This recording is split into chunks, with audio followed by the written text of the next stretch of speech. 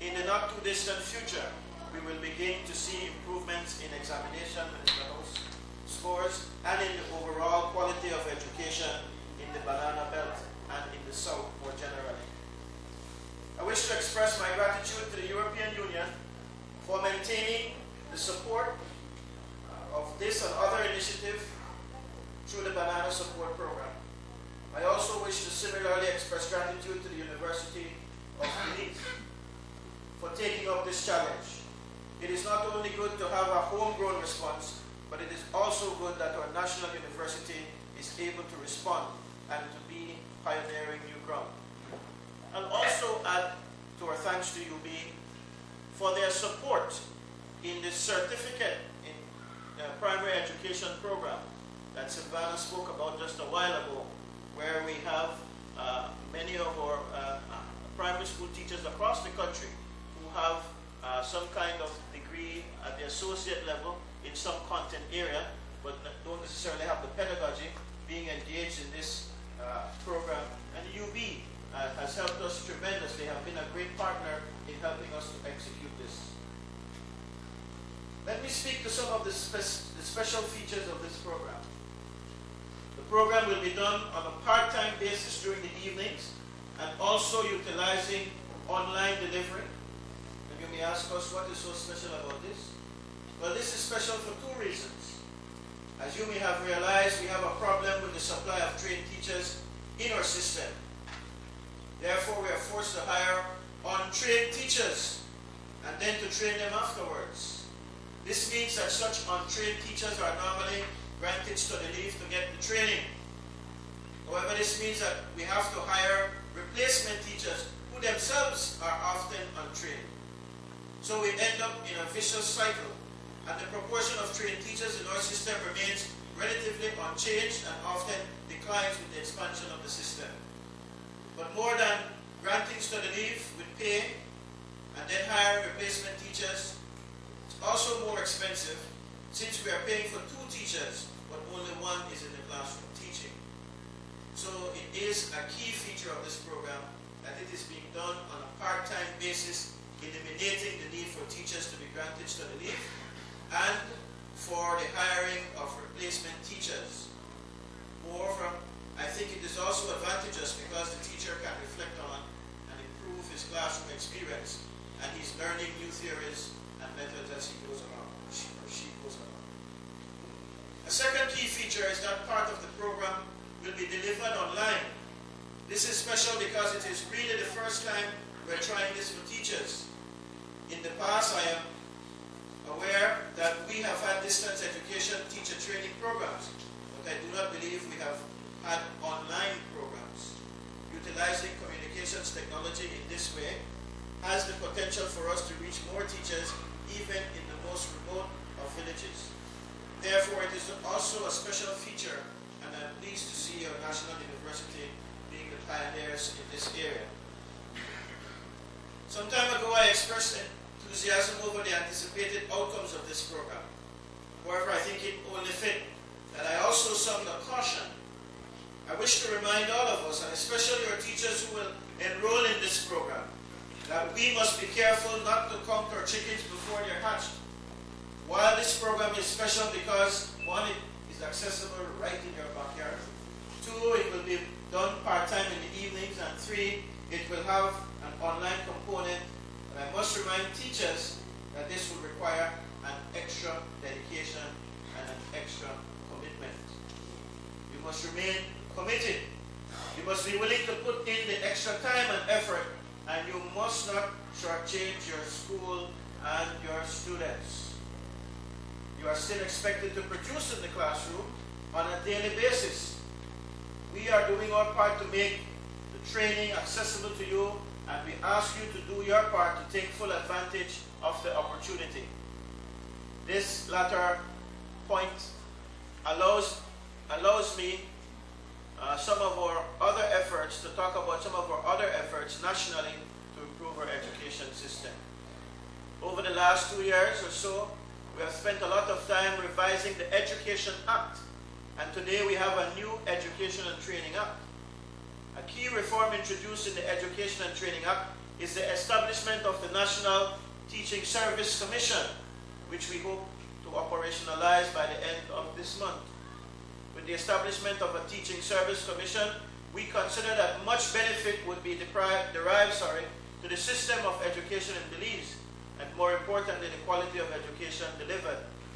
With the broad-based composition of the Teaching Service Commission to administer the regulations pertaining to the teaching services, efficiency, transparency, and increased trust and confidence in the management of the system would be derived to the benefit of all concerned. Certainly, the establishment of the National Teaching Service Commission seeks to safeguard the interests of all stakeholders by raising the status of teachers and simultaneously increasing public confidence in the teaching services.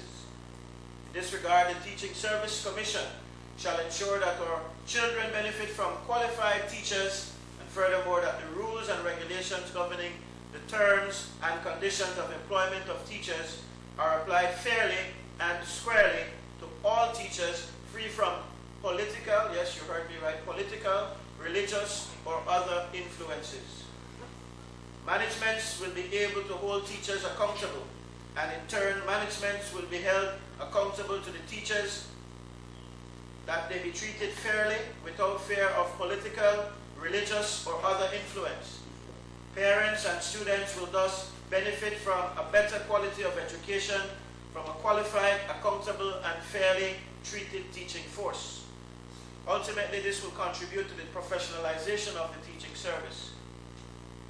Finally and significantly, the role of the Ministry of Education would be enhanced with more focus placed on policy development and implementation, management of change, and issues of a developmental nature. My friends, in this regard, I am mindful of the hard work and perseverance it took for us to get to this point of establishing the Belize Teaching Services Commission. I am also mindful that our hard work must continue to improve our education system for all Belizeans, to ensure access to a quality education for their own personal development and for the development of Belize. These are the benefits we anticipate from the establishment of the Teaching Services Commission.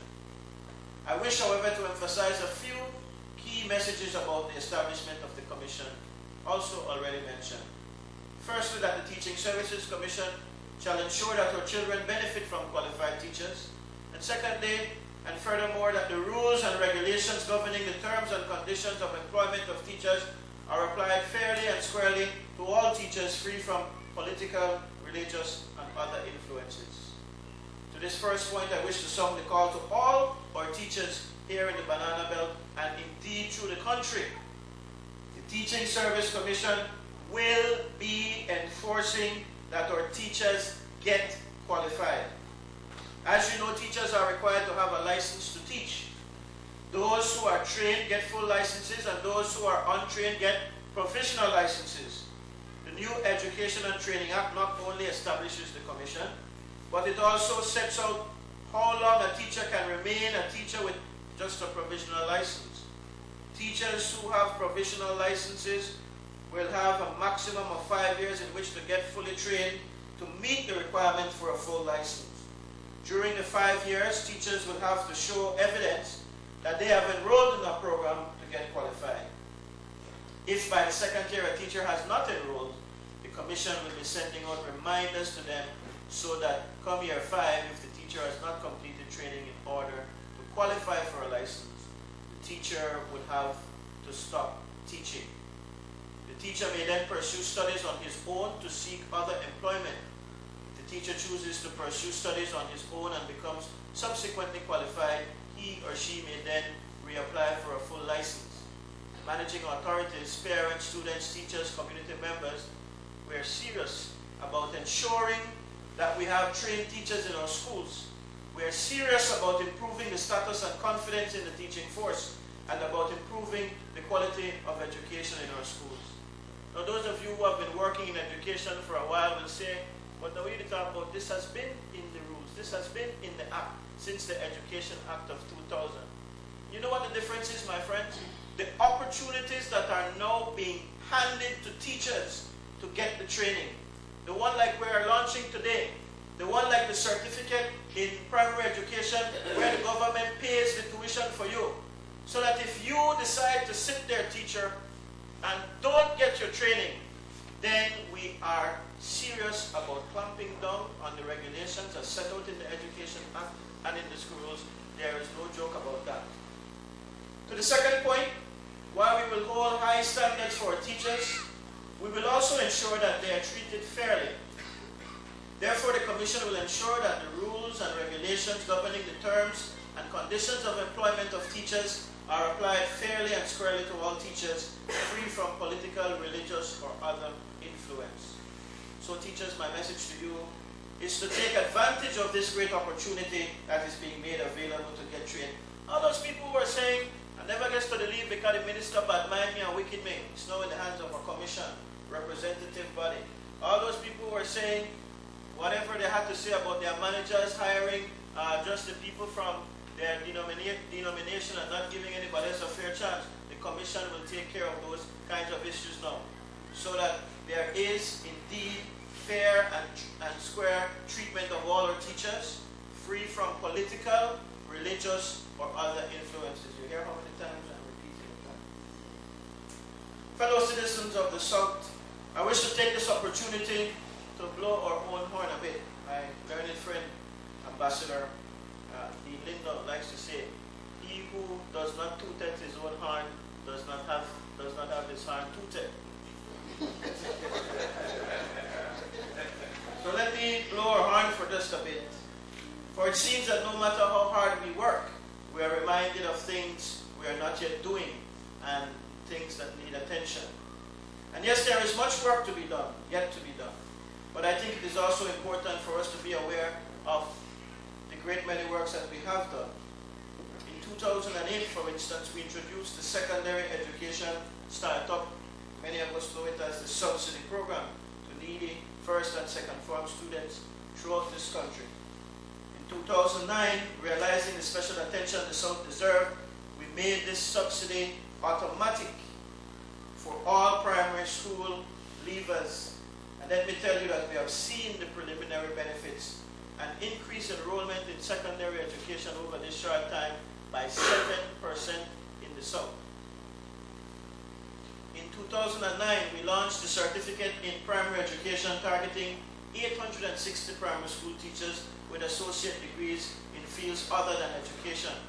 To date, we have about 500 of those teachers enrolled in that program, which is heavily financed by the Ministry of Education. We have constructed a new school at Corazon Creek in Toledo. And right here in the Banana Belt, we have constructed a new facility for Georgetown Technical.